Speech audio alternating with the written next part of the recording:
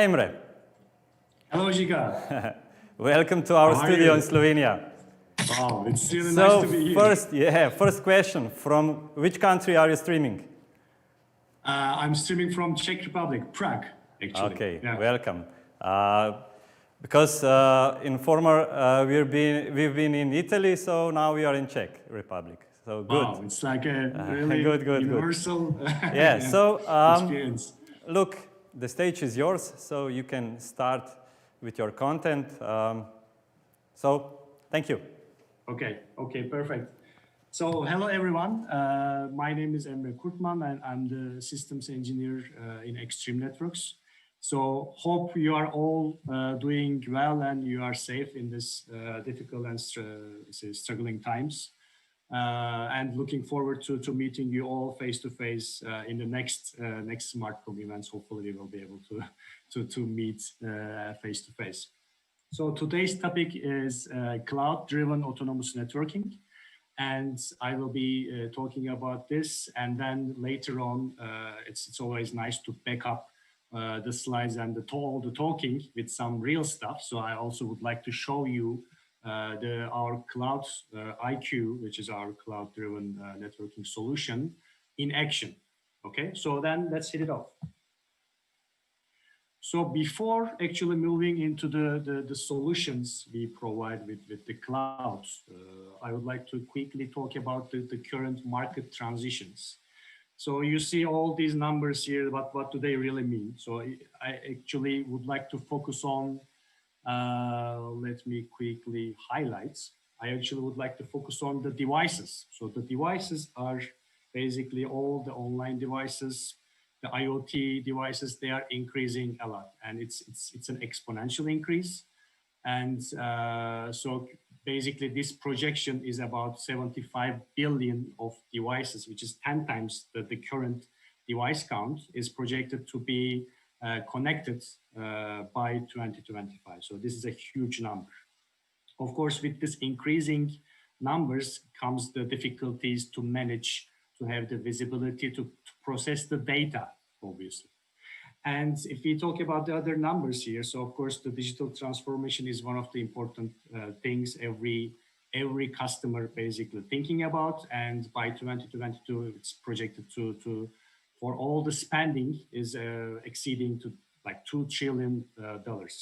And if we just look at the cloud networking market, which actually in the last 10 years, starting from 0 to $2.5 billion, but by the year 2023, in just 3 years, it will triple all the 10 years of increase. So it's really increasing in an exponential fashion. So we talked about the data, we talked about the number of devices which are increasing, of course. And as you can see here, we are talking about every day 460 exabytes of data generated from all the connected devices all around the globe every day. So it's an incredible number. And it's of course, it's this processing of this big data is one thing. And the other thing is the security. So with all these devices connecting to our networks, how we will secure these devices. There's all different device types, IoT devices, and everything is now connected to our network. So you can see here that over 1 million of IoT attacks just detected in a single year in just 2019. And of course, this brings the security concerns, and now almost half of the CIOs are thinking about the number one investment as their security, as improving their security systems.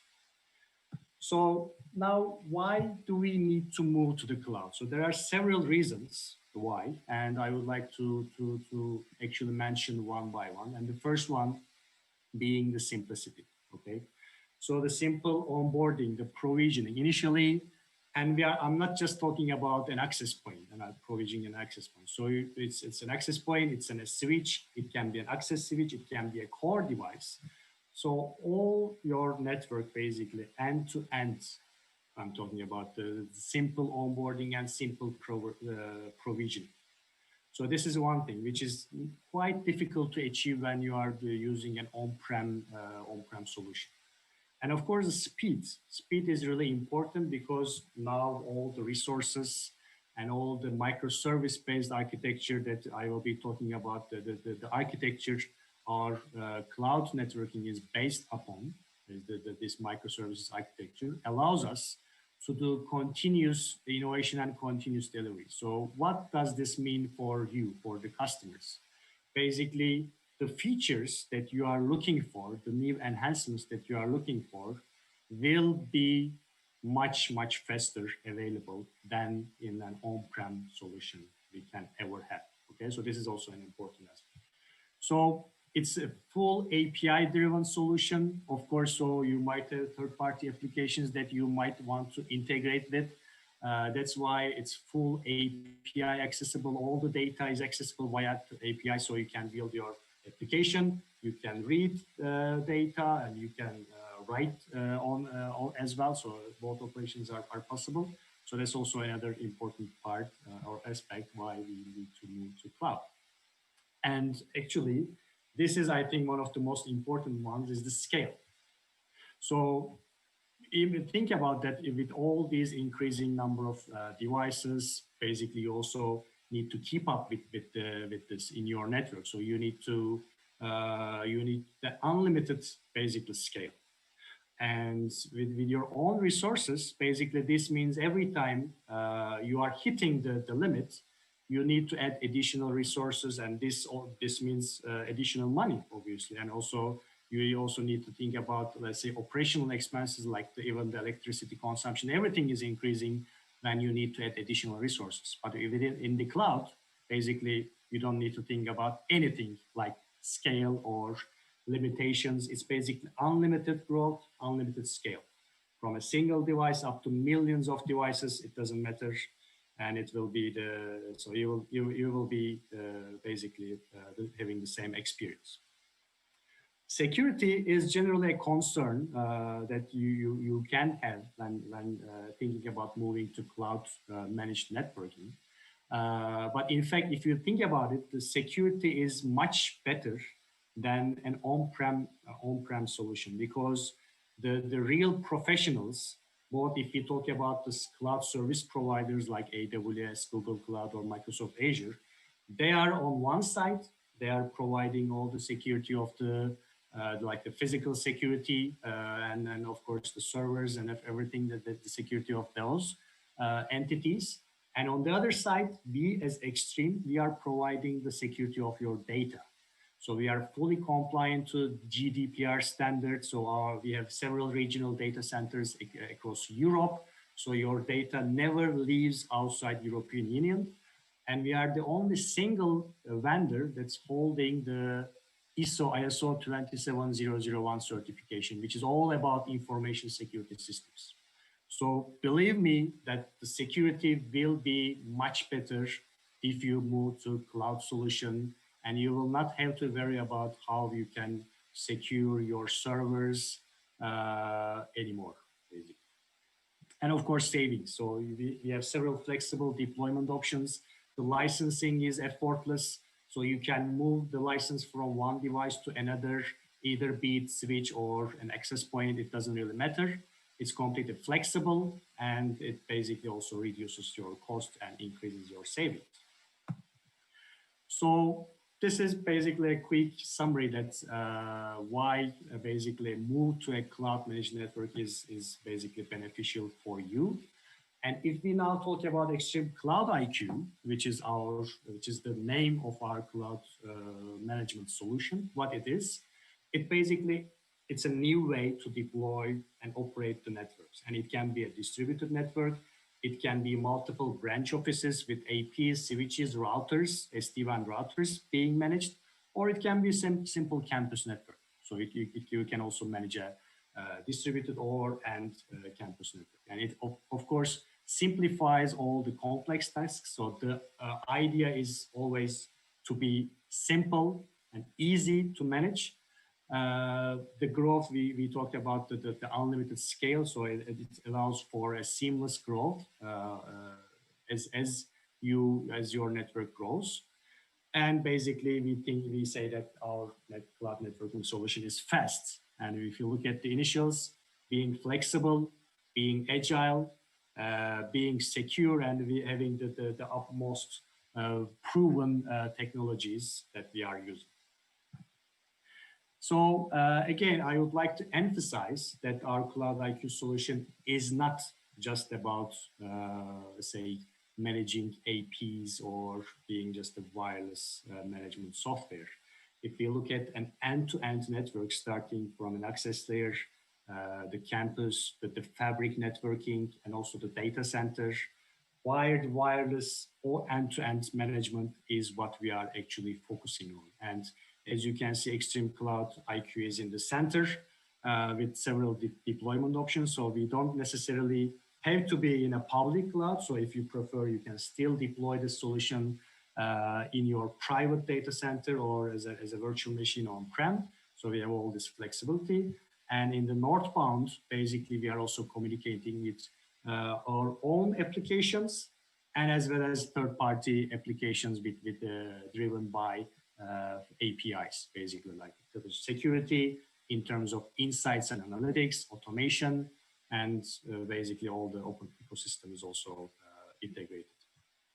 And all of this is basically built upon the fourth generation of cloud networking driven by machine learning and artificial intelligence. I know that these words can be like buzzwords and some like might sound a bit marketing, but I would like to now explain you what a fourth generation cloud means, because you might obviously ask that, okay, so what is the fourth generation? How many generations are there to start with? So basically, we have to separate the cloud networking providers into two. The solutions that were born in the cloud, like Cloud IQ, versus the ones that are trying to adopt to the cloud. So starting an on-prem and then moving to the cloud. So the ones like Extreme Cloud IQ solution that are born in the cloud actually has the most advantage, because all these generations adding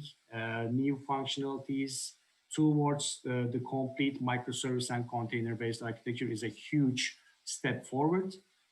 But with the first generation, it was just putting a virtual machine into the cloud, nothing more, no hyper-segmentation, no multi-tenancy, and you can still have a lot of downtimes, which is quite important, not to have downtimes when you are using a cloud network provider. So when we move to the third and now to the fourth generation where we are at now, it is more about availability. We are now aiming for no nines of availability, so 100% availability. We are at 5 nines, so which means 99.999 service availability. So you can say that, okay, so how does this say correlate? It means like around 5 minutes of downtime throughout the whole year. So 5 minutes of unplanned downtime for the whole year. This is huge. And of course, it's all about the microservices. And so you might as well ask, what is microservice? So you can think of the microservice versus the monolithic applications.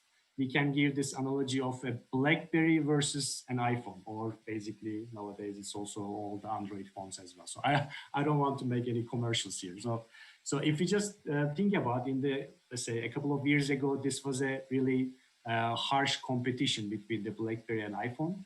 And we can, let's say, make this analogy with the BlackBerry. It's more about monolithic. So all applications, all services, basically, in our world, are integrated as one unit. So you don't have the flexibility to modify the toolset. Or if you would like to upgrade or replace one of those services, one of those applications, like, for example, the calendar or the email, you cannot do it. You need to upgrade the whole operating system of the BlackBerry. And this means downtime. So you will not be able to reach the services during this upgrade. But if you compare with the microservices architecture, this means all the applications there, all the services, they are modular. And they have their own functions, they are purpose-built. and you can basically change, modify, or upgrade each of these applications one by one without impacting the overall system availability. So this is huge. This is really important, super important for you, as the customer, that you will not face these downtimes when there's a new feature or when there's an upgrade in the cloud. Like, you will just log into the system and you will see, okay, this is the notification that your Cloud IQ was upgraded. And here are the features that are introduced in the latest release. You will not even notice that there was a downtime and there was a period that you couldn't even log in. If you look at all the other cloud service providers, like the competition, it's not the case. It's, if you look at the second and third generations, it's a bit difficult to achieve. And if you look at the containers and containerized services, so all these basically items or the solutions that you see here, they can be different parts of your network, like the wireless security, another solution, another software, guest experience, another solution, locationing, another solution, network access control, same. So what we are doing is we basically tie it all together and move it to the cloud. So basically all of these applications which are available on-prem will be put in a container, just like a real world container that you are using to transport your goods via train, via flight, or via from the ground. The same logic applies to cloud, to fourth generation cloud. So you can basically put these applications into a container and put them in the cloud. So this means that a lot of new features and functionalities will be added more and more in our cloud solution. And so we were talking about the data and how this correlates to machine learning. Basically, in order to fulfill, or in order to provide the machine learning, and then of course the artificial intelligence which provides the automation part of it, you need to have a lot of data. And here, basically, these graphics are taken from our Cloud IQ user interface. And this shows the overall global, let's say, customer footprint and the data traffic generated and processed in the cloud per day.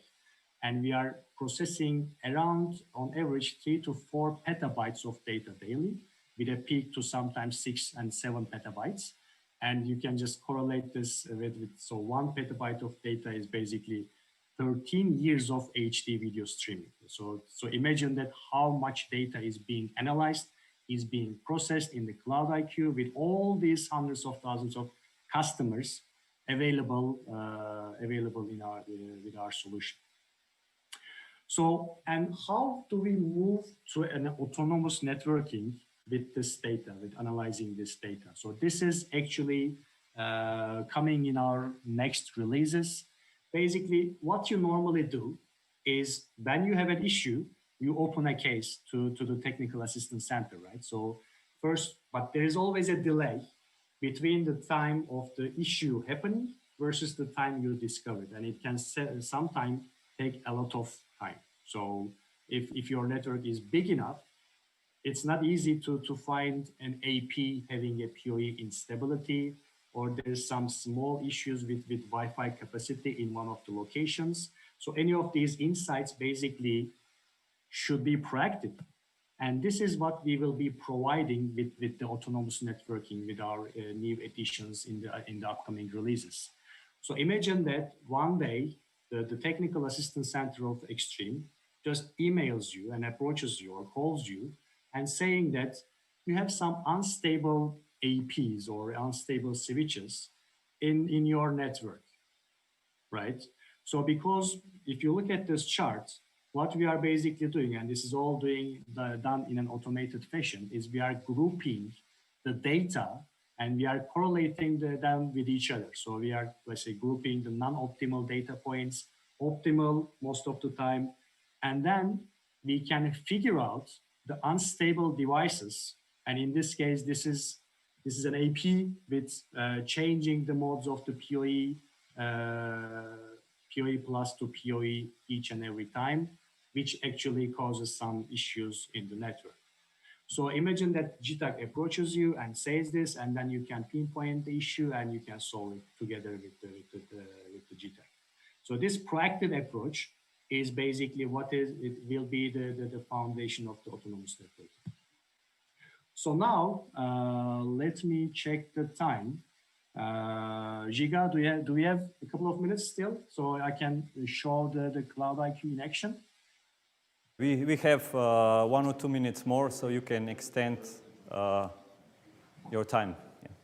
Okay, that's great. So if we have any questions in the meantime, please let me know. So I hope you can still see my screen. So as I mentioned, this is basically, you can also check it, so you can see the public cloud health status and all these 100% availability uptimes. So for the last 30 days is amazing, and we are planning to keep up with this non-lines of say available service disruption. So let me quickly open up the Cloud IQ user interface.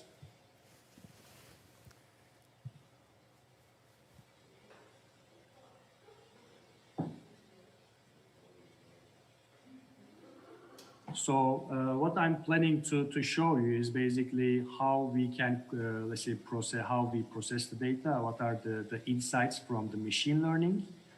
And let's go to the, let's say, healthcare demonstration. So this will kind of simulate a hospital environment with multiple branches, let's say remote clinics. And basically this is the main dashboard that you see, which I will not spend too much time on it, but just to highlight that we are not just managing access point, but we are managing the switches and the routers as well. And you can see all of this in a single pane of glass. So let's go into the machine learning insights with the client 360 view, which we will start from bottom to top. So basically we will start focusing on a client, and then we will move into the network visibility and the health scores. So of course, you might have hundreds of clients, so it's also always important to search for a client, and you can use it like this. So I'm going to search our user Ernie, and he is using a Galaxy S8 device. And here, basically, this is the client 360 view of Ernie, and showing all the usage during this time window. Which one of the important highlights, what I would like to mention, is the data retention times. So currently we can go up to 90 days, and soon we will be providing you an unlimited data retention, data history times. So when you are signing up to the Cloud IQ, basically you can select the unlimited option, and without any additional charge, all the statistics, everything you see in the Cloud IQ will be available in an unlimited. So you can even go back 5 years ago. You will be able to go back five years ago and check some statistics. So this is unique in the industry. So I have to emphasize this one. So moving on to the Ernie's, let's say, statistics. Here you can see, of course, all the items in terms of the usage, the signal strength, the signal to noise ratio. And all of this is basically correlating into the health of Ernie's device. And we have the Wi-Fi health score here, and also all the signal strength and the signal to noise ratio. And the nice thing which we are actually providing with the machine learning is we are comparing a device with all the other devices that are connected on the same floor or to the same AP. So this means you will have a benchmark to compare Ernie's performance to all the other devices. So you can say that, okay, so this is below average, so I have to do some more troubleshooting about it. So this is a client view. If we move into the from bottom to top, so let's move to the network 360 meter. In this case, for all your locations, you will have these scorecards, and these scorecards are like in terms of the device, client, Wi-Fi, network, and services and applications health scores. So as soon as you click on each of these, let's say, scorecards, basically you will see why your score is excellent or why your score is poor, and what are the contributions to that score. So in terms of the network health, we talk about internet availability, the latency, the network usage, total network usage, the distribution of multicast, broadcast, unicast in your network. All of this contributes to your overall health score. And then later on, what you can do is you can go to the overall network scorecard and basically select any of your locations here. So let's say one of these clinics, the current score of the device, client, Wi-Fi, network, and services versus the 30-day average compared to all the other locations' current score. So this is a nice, very nice comparison that you can see the health of each of your locations compared from a historical point of view and compared from a different locations and point of view. So this is, of course, there are, like, I can talk hours by showing what we have with the Cloud IQ and what we are running. I guess we are over time.